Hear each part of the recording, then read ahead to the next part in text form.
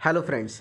BPSC ने 66वीं mains के examination के डेट को फिर से रिशेड्यूल कर दिया है और ये तो होना था क्योंकि कोविड-19 के ड्यूरेशन में एग्जामिनेशन कंडक्ट नहीं करवा जा सकती थी, ये तो पहले से तय था।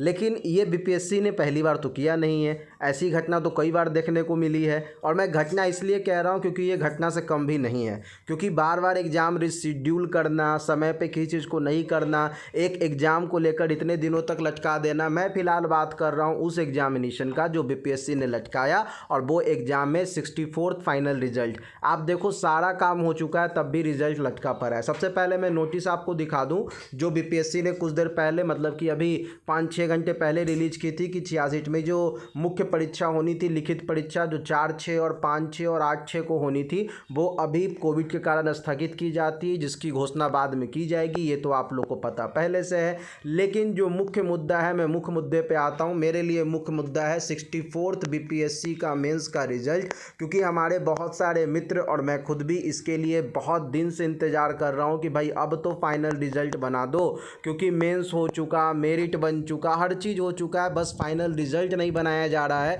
इन्होंने मेडिकल तक करवा लिया है, पता नहीं इनके दिमाग में क्या चल रहा है। तो इसी मकसद पे मेरे एक मित्र ने रवीश सर को, एनडीटीवी वाले रवीश सर को, जो कि भारतीय मीडिया के दौर में कहा जाए तो एक प्रकार से अभी गोदी मीडिया से सबसे अलग हैं, सबसे विचित्र इनकी पहचान है, और ये सच्चाई को दिखाते हैं। और कई बार इन्होंने बीपीएससी के मुद्दे पे बोला भी है।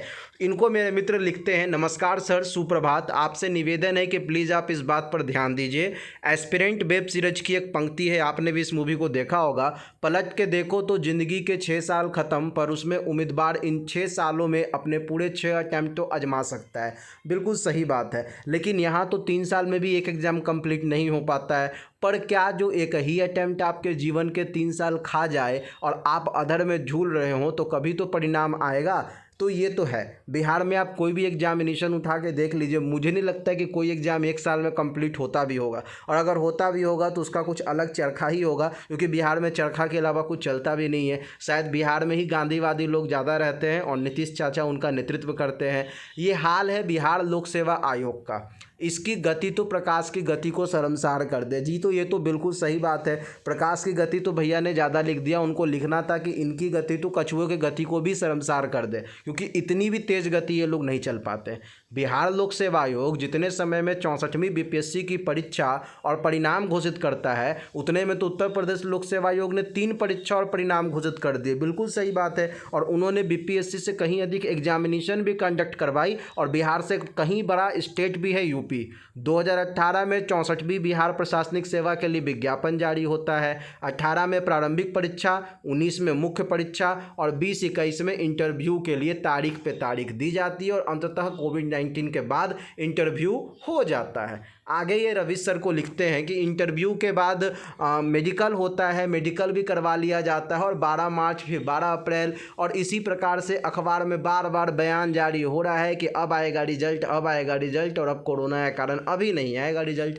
ऐसे समय जब मानसिक तनाव और छुटते रोजगार के अवसाद में इंटरव्यू में शामिल 3700 बच्चों की उम्मीदें जब 64वीं बीपीएससी के परिणाम पर टिकी है, परंतु आयोग गहरी निद्रा में है, पूरी तरह से उदासीन है। बिल्कुल सही बात है। अगर आप महाजन सर के नेतृत्व को देखें और इससे पहले शिशिर सर के नेतृत्व को देखें, तो आपको बीपीएससी के पार्शियलिटी के बारे में पता चलेगा। जितना अच्छा काम शिशिर सर के कार्य में हुआ, कार्यक्रम के दौरान हुआ, उनके टेन्यूर के दौरान हुआ, मुझे नहीं लगता है कभी महाजन सर के समय में उतना स्पष्ट और सुयोग्य तरीके से कार्य हो रही है। प्रकृति बिहार लोक सेवा आयोग की गहरी निद्रा को भंग करे और उन्हें कार्य करने की शक्ति प्रदान करे। तो ये था अजय कुमार, जो सामाजिक आयावार हैं, उन्होंने इस बात को लिखा है। तो देखिए कितना सुंदर रिप्लाई दिया है रवीश जी ने, और शायद मेरे को लगता है कि अभी जन सरोकार से जुड़ा हुआ इससे बेहतरीन तो कोई उपाय हो नहीं सकता था। तो क्या रिप्लाई दिया वो सुनिए। मंदिर के मुद्दे पे चर्चा करें परिवार के साथ, कैसा बनेगा राम मंदिर, ये सब अतीत की चीज़ें हो गई, 3 साल पुरानी बात है, अब इसका क्या लेना देना। पॉजिटिव रहिए, फिर भी सरकार नारा बनवा रही है, अगर कुछ कमी रह जाएगी तो नारा आपको दिया जाएगा और आप उन नारों को लगाते रहिए। तो ये इतना स्टेटमेंट जो है ना रवीश कुमार जी का, ये बताने के लिए पर्याप्त है कि किस कदर बीपीएससी जो है वो अपने काम को लेकर सजग है और वो कितना अच्छा सोचती है बच्चों को लेकर। फिलहाल मित्रों बस इतना ही, मुझे बस इतना ही बताना था कि 64वीं का क्या हाल होगा कोई नहीं कह सकता, क्योंकि जब सरकार और प्रशासन ही उदासीन है तो बच्चे कर भी क्या सकते हैं, विरोध कर नहीं सकते हैं, वहाँ भी कोविड का चक्कर लगा हुआ है। लेकिन सर रिजल्ट दिया जा सकता था, इस बात को आप समझिए। और अब ये अफवाह हो रही है कि कोविड के लॉकडाउन हटके 10 दिन के भीतर ही रिजल्ट आएगा। क्यों?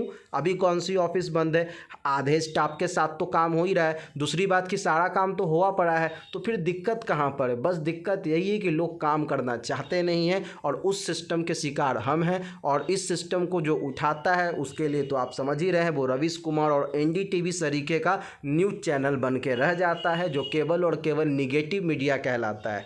फिलहाल मित्रों बस इतना ही, धन्यवाद, थैंक यू।